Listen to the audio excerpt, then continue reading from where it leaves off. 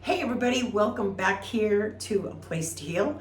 If you have never been here before, my name is Marie. I'm a naturopath, a detoxification specialist, a massage therapist, so many things. But anyway, before I even get started today, I want to let you know that if you go to my website at aplacetoheal.store, and you don't have to buy anything, just go on there, click on anything, and you're gonna get a little pop-up. Okay, and that little pop-up is going to allow you to get a newsletter every single Friday. And it's basically, I'm gonna say like cliff notes of this video.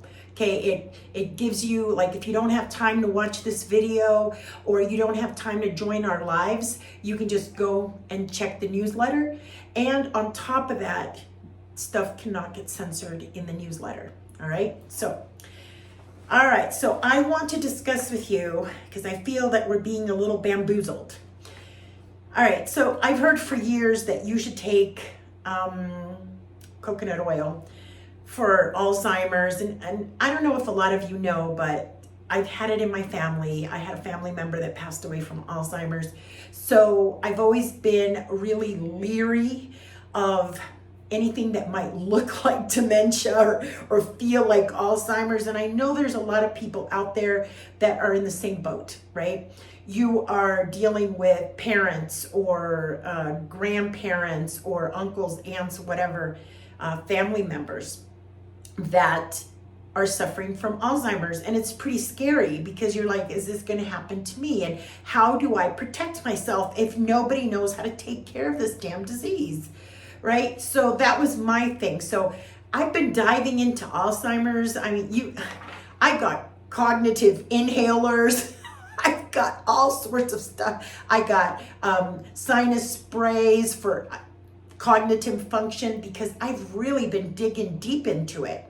Okay, so here is the research that just, the lights all came on, right? And I was like, okay, now I'm feeling this, because I see things like coconut oil and I think, yeah, okay, and I'm thinking Candyland, right? This is candy stuff that they're throwing at us to make us believe that this is the way to do it, and it does help. And I'm even going to show you why coconut oil helps dementia here in just a second. All right, so research has now started to indicate, a strong connection between liver function, Alzheimer's, and dementia. Listen, it is so hard for me to swallow this pill that just now they are realizing there's a connection between the liver and the brain. We've always known this. There's so many things. And it's even harder. It was laughable when I found out that they actually did a ton of research to come to this conclusion. I'm like, dude, I've done very little research. I mean, as far as with patients and stuff, book research and stuff like that to come to this conclusion. Okay, so recently I was viewing a patient and I was just standing there and they had a liver issue, okay, but they were showing signs of dementia and Alzheimer's. I have to go to my brother's because we're going to the yogurt shop, and I'm like, what the heck's going on here? And I just kind of looked over and I was like, dementia? And the doctor says, wait for it. I hope to God I'm not going to butcher this. No, he's got hepatic encephalopathy. And I was like, that's the first time I've ever heard of that. I was like, what? Can you text me that? I was like, text me that. Because this is something just, man, my spidey senses just took off. I knew something was going on there, right? So I have known about the connection between the liver and the brain and a bunch of bodily functions for years. So in case you don't know, let me educate you and let you know that if you have locked hips, okay, I get a lot of women, especially on the left side, that get locked hips, and they're thrown all sorts of bones, like it's this, it's that, you need a shot, blah, blah, blah. No, this foot pain, okay, and if I did a whole video on feet, okay, the things that can happen because of your liver. Foot pain, locked shoulders, especially your right one, okay, locked shoulders, upper back pain, right near the shoulder blades, eye problems because your eyes are connected to your liver, headaches because of the toxins, B12 deficiencies, low vitamin D because the liver can't convert this hormone, migraines because of the toxin, leg swelling, especially the left leg, okay, because you're opposite the organ, swallowing issues, bloating, problems with digesting fats, can all be caused from liver problems. And I can attest to this because I have seen them disappear when the client or the patient has started doing liver cleansing. And during liver cleanses, I can attest to this. There's a few liver cleanses I have done where I'm like, that foot pain is killing me. It is killing me. I can't even walk on it. And then as soon as the cleanse is over, the pain is gone. Okay, so there is a meridian that runs down the side of your body on the outside of your leg to your ankle to your foot, okay, which is the liver meridian. Okay, so hepatic encephalopathy, I'm going to call it HE, okay, for short, that's what they call it. Okay, so encephalopathy is just a fancy, broad spectrum name, okay, for any disease or condition that affects the function of the brain, leading to impaired incognizance. Okay, so basically this could be, dementia or brain fog or, anything that has to do with impaired brain function. Okay, so HE is a condition where the brain becomes impaired. This is where the lights came on. Hepatic HE is a condition where the brain becomes impaired due to the accumulation of toxins in the blood that the liver is unable to remove. Okay, I'm just like, what? Yeah, what? Okay, so this can be caused by cirrhosis, and I thought, okay, I can see that. But it can also be caused by Hep B or Hep C. It can be caused by fatty liver disease, parasites clogging up the bile ducts, stones clogging up the bile ducts, excessive alcohol consumption, medications like sedatives, opioids, and antibiotics, which are all synthetic and they can clog up the liver and it can't eliminate it, the toxins. Low levels of potassium or sodium, okay, and I'm not talking sodium like the bad sodium, I'm talking like the good salts, okay, that raise your salt levels, okay, I have videos on that, can also trigger HE, as well as ammonia buildup and dehydration. Ammonia from the body not being able to excrete the toxins, or ammonia from the parasites. Okay, so either one. The liver and the brain are interconnected through a system called the liver-brain axis, and which has communication and interaction. This interaction, this connection is continuous. It is always talking. Brain, liver, gut, liver, brain. It's sending information back and forth, okay? So here's what ends up happening.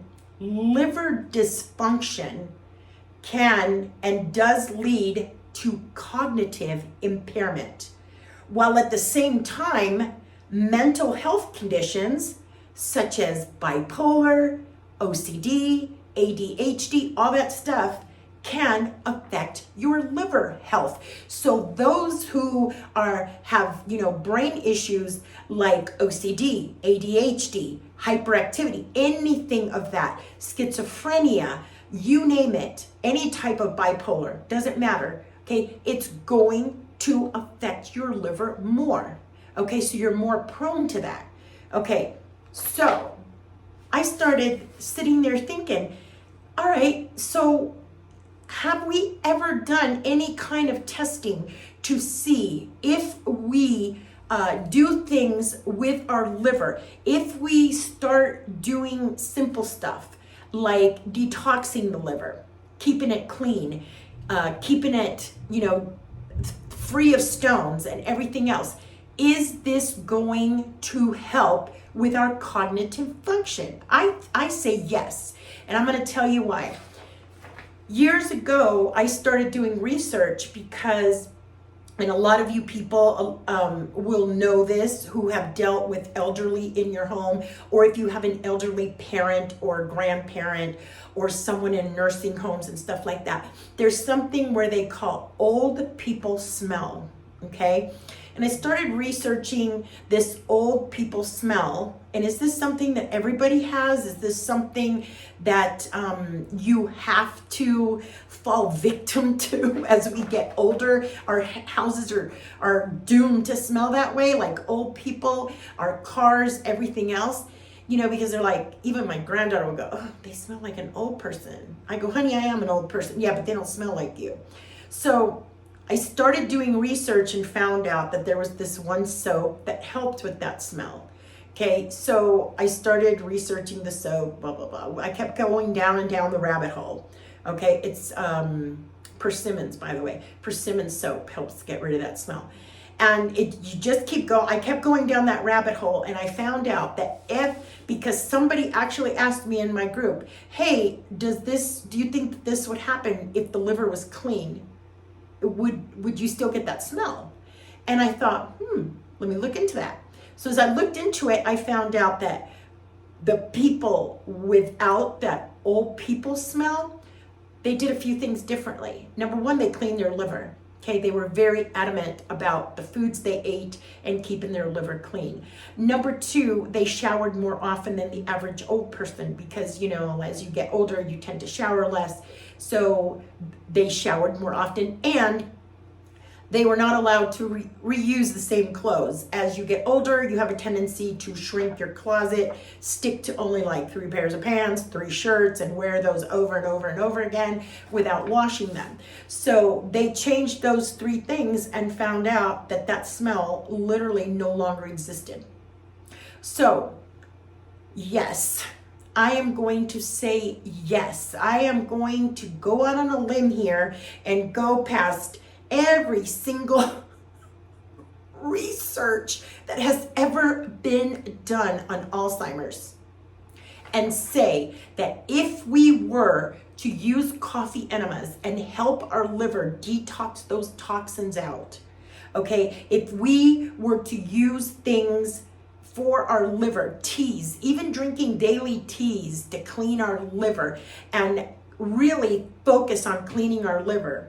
Because I've gotten down to the conclusion, when I first started doing all this, I was a kidney person. I loved kidneys. I was all into the kidneys, and that's what I specialized in. But the longer that I do this job, the longer I start realizing that the liver is your life force. There is a reason why if you cut off 3/4 of your liver, it is going to rejuvenate back. Okay, because there's a reason why the first 4 letters is live, L-I-V-E. Okay, because it is your life force. If you can keep that liver clean, you can keep your mind clean, you can keep your gut clean, you can keep your kidneys clean, you can keep everything clean. Your liver is life. Okay, and I'm going to roll all the way back around because I'm going to tie this all up in a pretty little bow for you. Okay, the reason that I believe that they say that coconut oil is so important for the brain,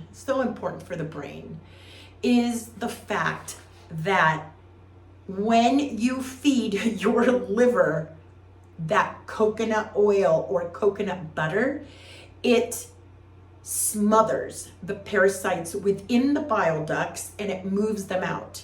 So if you're consuming this, you're moving the parasites out, your liver will work better. People who have a tendency to be more on prescription medications for whatever, especially pain management, are obviously going to have more liver issues because your liver cannot clean out all that synthetic medication. Okay, people who drink are going to have more issues with cognitive function. People, I just did a video last week about mixing fats and carbs. So as you mix fats and carbs together, you're not allowing the liver to do its job. You're congesting that liver with pairing those two foods that are not seen in nature. You're pairing those two foods, and the liver cannot cleanse that fat correctly. It can't focus on that fat. Okay, so all of this goes full circle, okay, to prove that your liver and your cognitive function, because I've actually gone and seen like the actual autopsy of someone who I seen the two brains, okay, I seen the brain of the person without Alzheimer's, and I seen the person with Alzheimer's, and that brain tends to be smaller. It starts to shrink. Okay, it's almost like we dehydrate our brain, okay, by our own liver function. So there you go. I'm gonna save the all these people a lot of time and money and research, and already tell you what the problem is with Alzheimer's. I don't know about you, but here is one thing that I do know. I am going to eat healthy. I am not going to mix fats and carbs together in a meal, okay? Very seldom. Maybe if I go out with friends, whatever, very seldomly. I am going to cleanse my liver. And there are so many Ayurvedic exercises that are simple, they're free, if you don't want to spend money on products, where you can do your exercises. Everything has to do with the big toe. Go back and watch that video, okay? And all sorts of stuff that you can do to help your liver and end up not getting a single liver spot anywhere on your face, on your hands, the whole bit, and stay nice and healthy and keep your brain sharp as a tack. All right, there you go. Thank you for joining me once again. And as always, these videos come to you I'm a Friday person, okay? Because Friday is my wind down day. So Friday at 10 o'clock in the morning, usually my my blog will hit your email if you sign up for that, for the newsletter, okay? An hour later, my videos usually hit on Rumble, and then at 6 o'clock at night, they usually upload to YouTube, and an hour later, we go live on YouTube. And if you're watching this, I just want to let everybody know that those lives cannot be saved. So if you miss it, you miss it. Since it's medical advice, you cannot save the lives. If you save the lives, there's always a chance of getting violations, and I don't want to take that chance, so the lives go away. All right, so there you go. Join me here, sign up for my newsletter, join me on Rumble, or go to my website. There you go. It's that simple. All right, stay happy. All you got to do is stay happy. I'm going to make you healthier. Every single week, I'm going to come at you, and I'm going to show you simple little stuff that you can do just little by little to make yourself healthier as you get older, so that you can stay on top of the stuff they're not telling you.